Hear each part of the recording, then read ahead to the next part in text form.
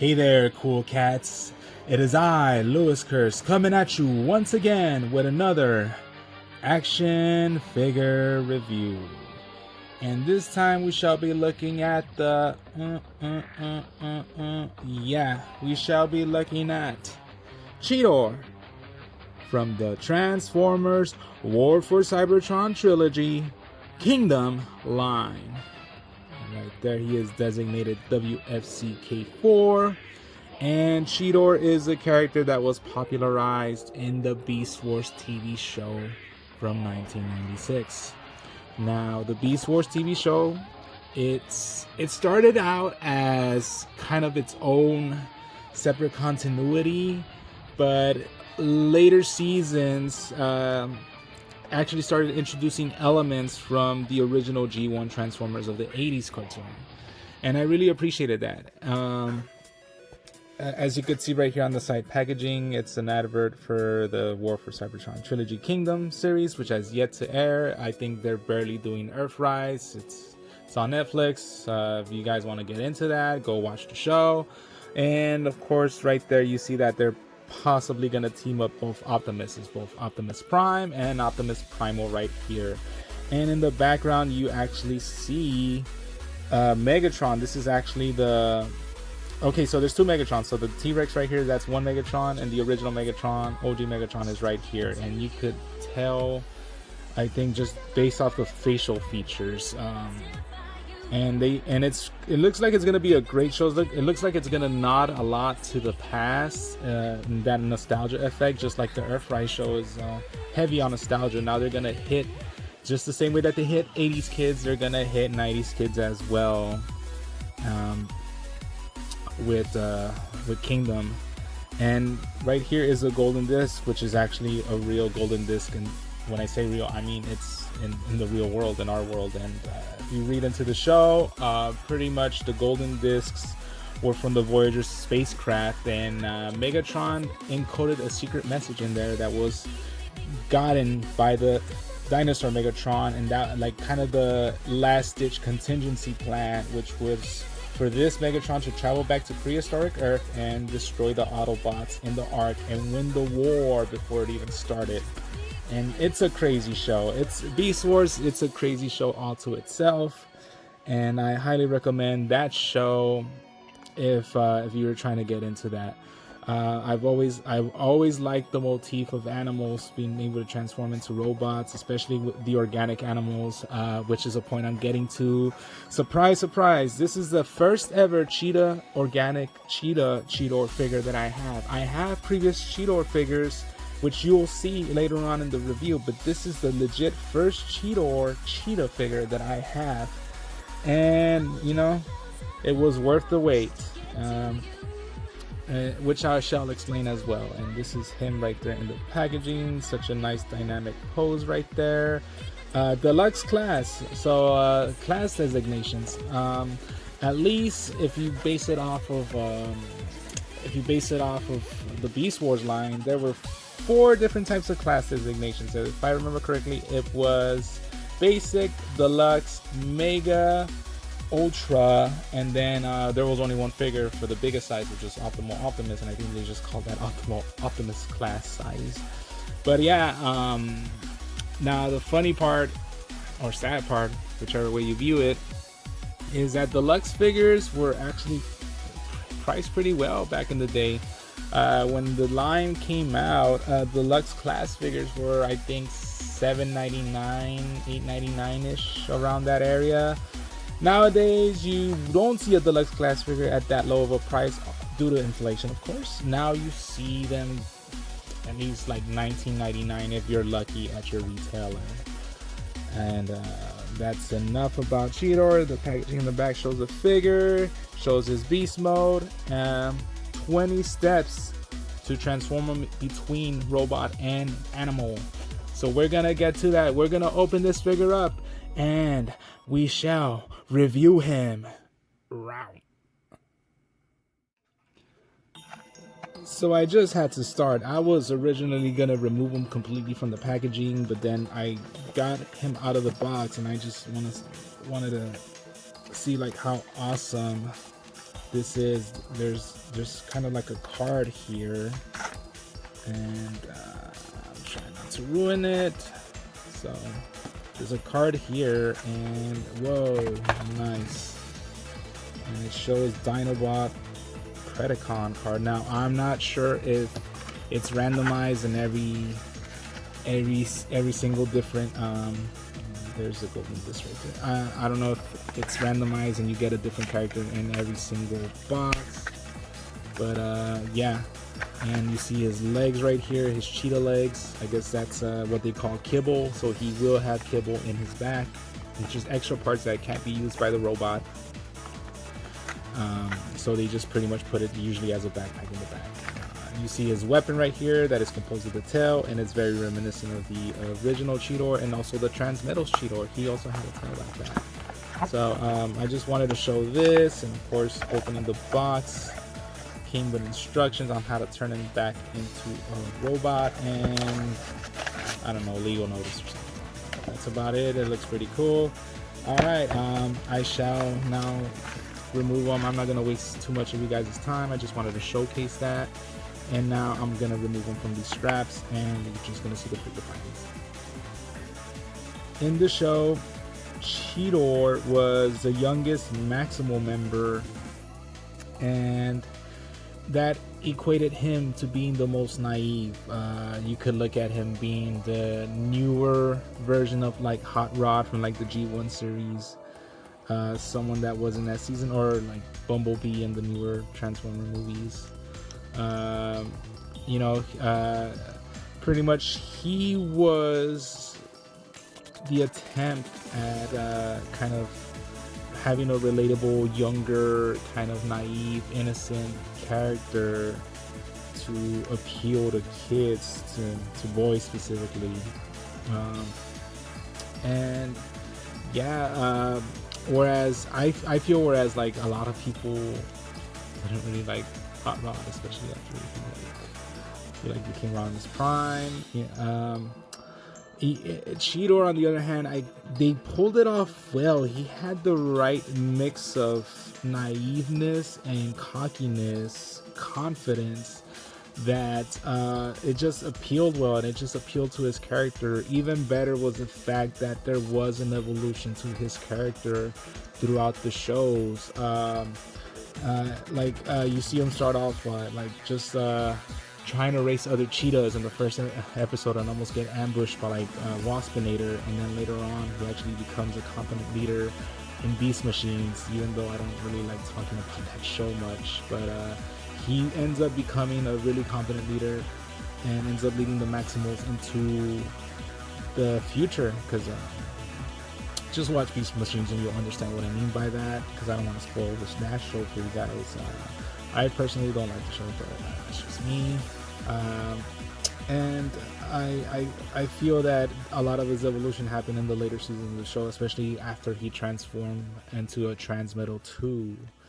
But the figure itself is great, and I do love the fact that it's very show accurate, right down to the colors. That's a great big benefit that not the 90s figures had. And maybe it's because Hasbro, Takara, they have enough time now to actually develop sculpts that are accurate to the show itself, or it might have a lot to do with the fact that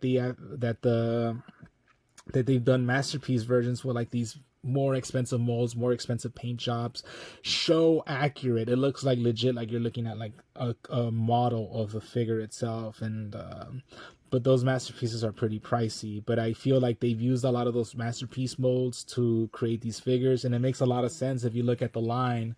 Most of the Beast Wars that are available are based off of masterpieces.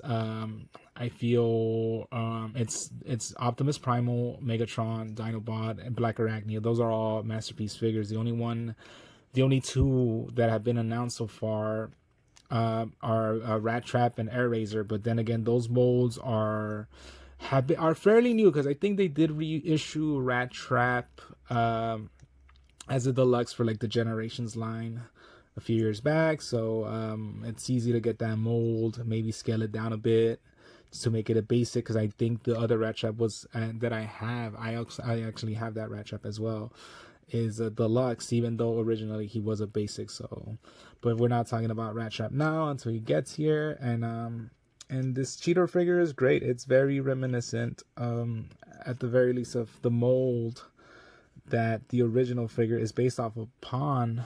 But I do love the fact that he looks a lot more like a cheetah, and I'll show you guys what I mean by that, because this is the Takara version of Cybertron, and this is the original mold. This is the original tiger, big cat mold, I guess you could call it, that Cheetor was originally based on.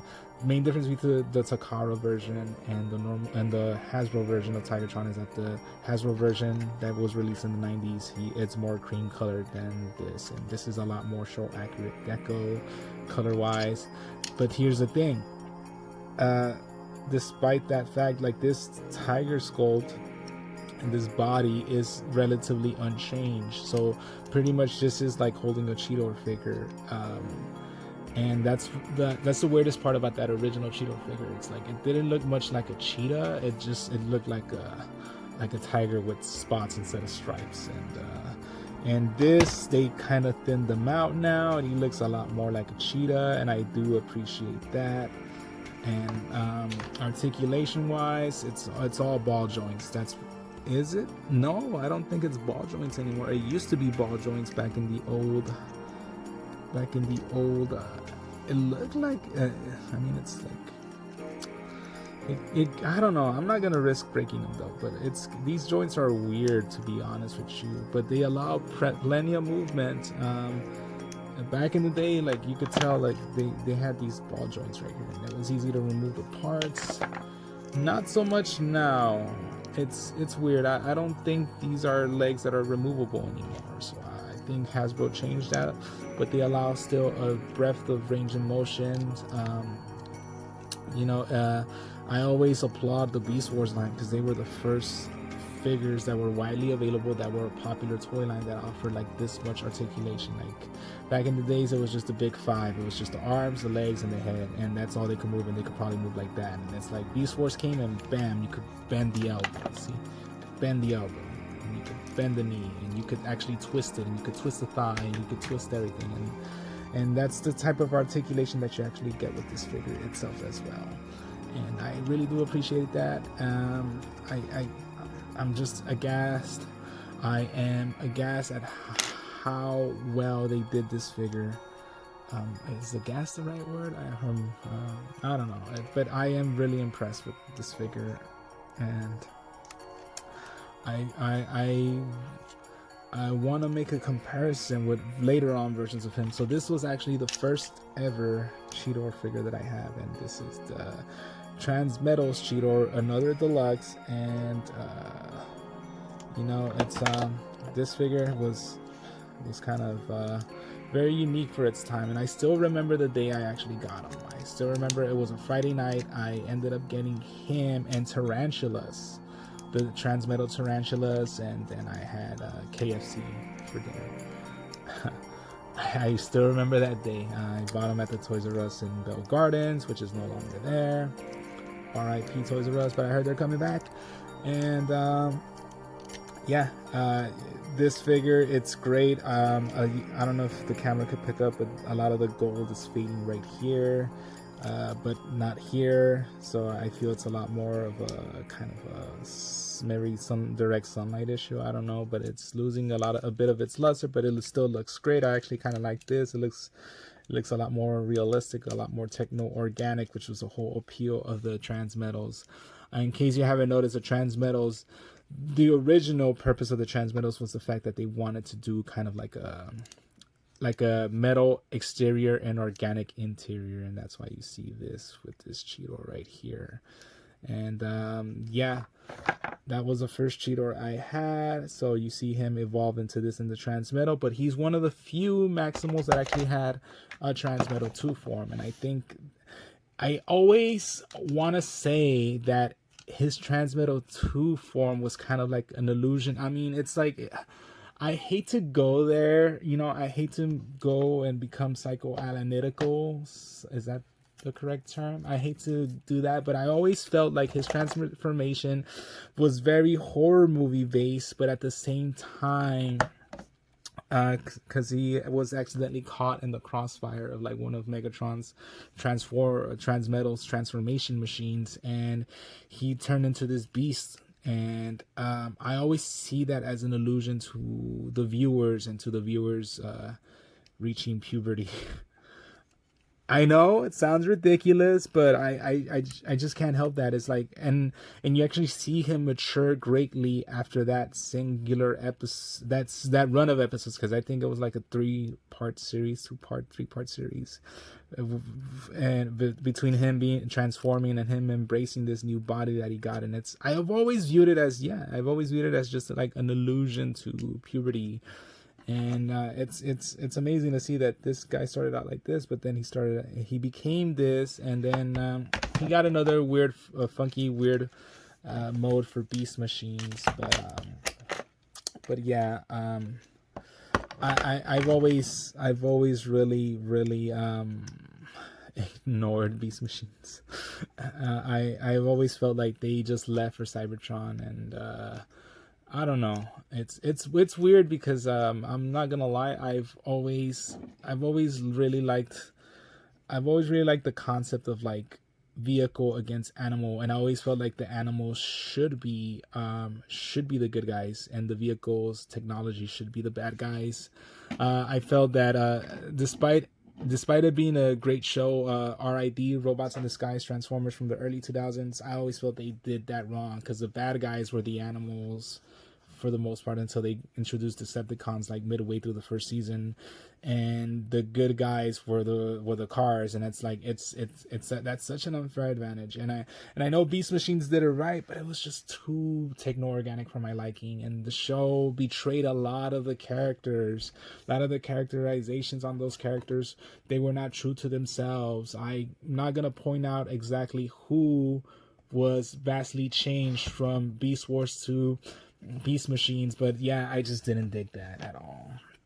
And Cheetor's character changed a bit during Beast Machines, but I guess you could write it off as him maturing even a bit more and becoming a bit more cynical and a bit more realistic, and that just gave him those leadership qualities that allowed him to actually lead the Maximals into, I don't know, because that's Beast Machines ended, and I don't know what's gonna happen with the timeline, and I don't know what's gonna happen with Kingdom. I don't if it means we have Maximals and Autobots together for good, that would be actually pretty nice.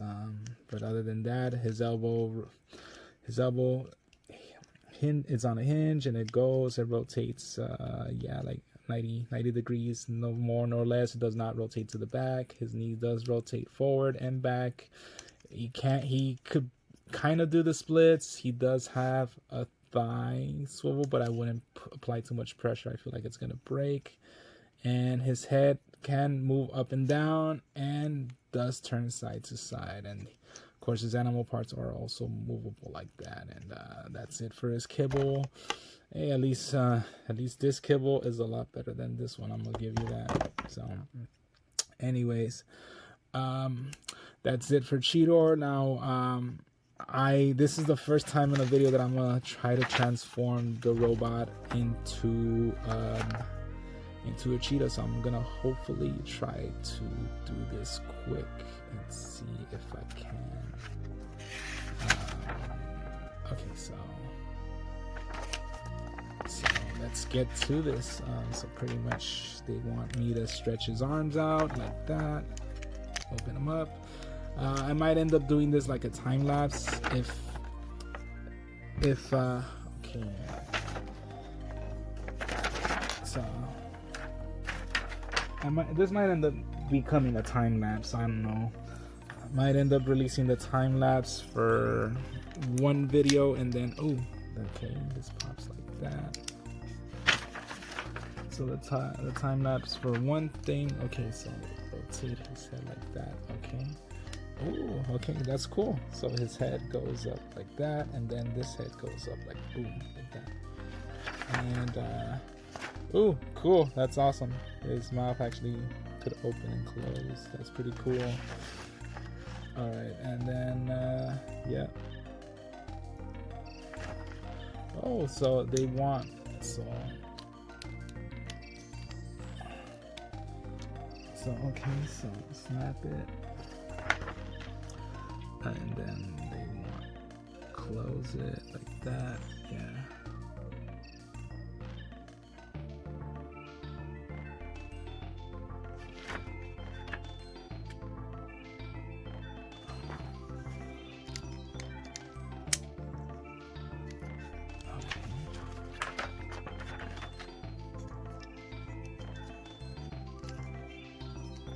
Okay, so I think his arms are gonna tuck in somehow.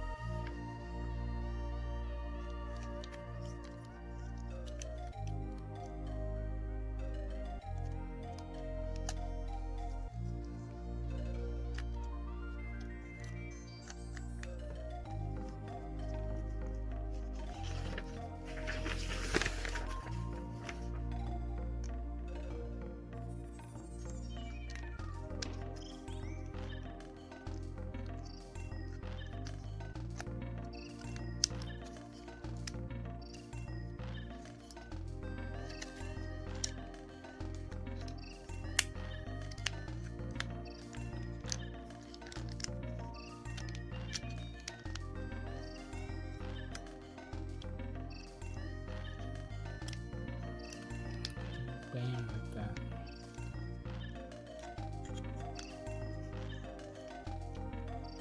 Okay. And of course, this tucks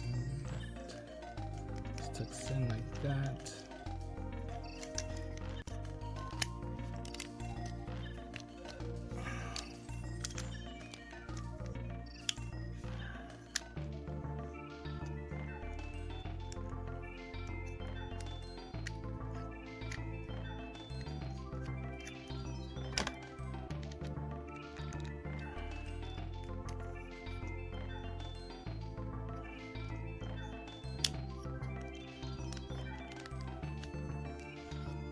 Bam.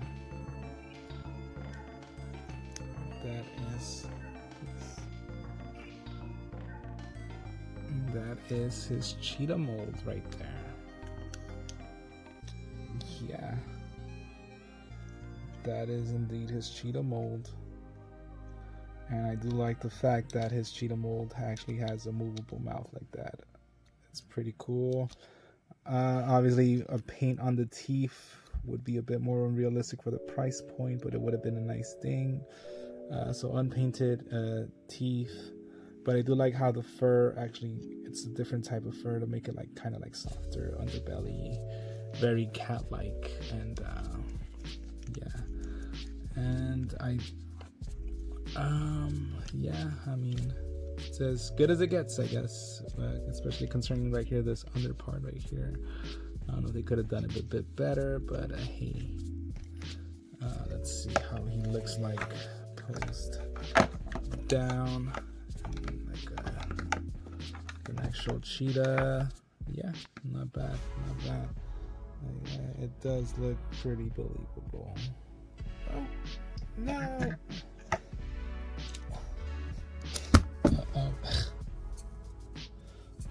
That was a botch.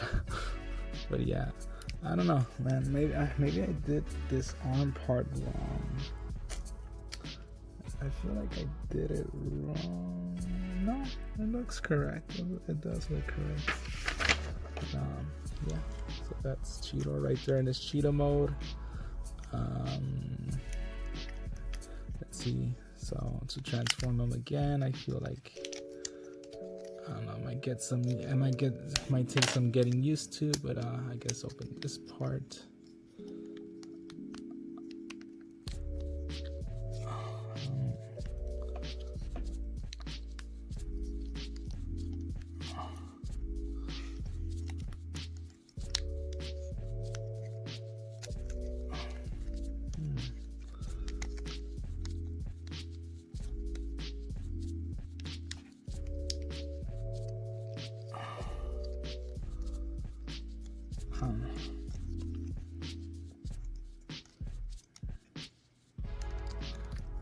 horse's leg. Just extend it like that. Boom. Boom. And then twist his arm like that to the side. Boom. Okay. What to do about this part right here? I guess down like that.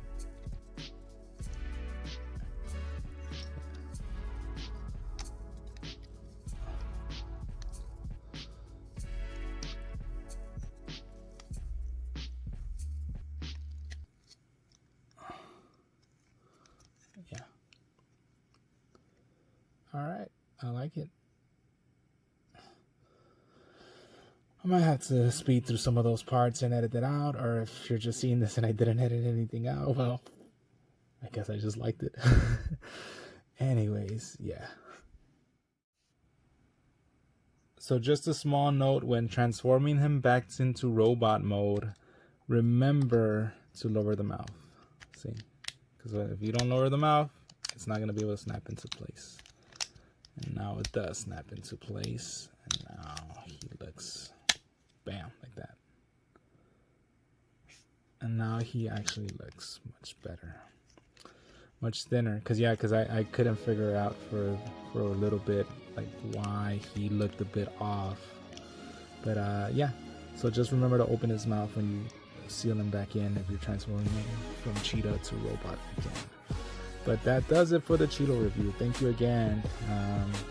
As always, peace and love. I love you guys and girls and everyone, and yeah, and non-gender binary persons and everybody, and robots, of course. I love y'all robots as well. And other than that, peace and love as always, and just be wary, because the Black Widow is coming, and our next review we shall look at Black Arachnia.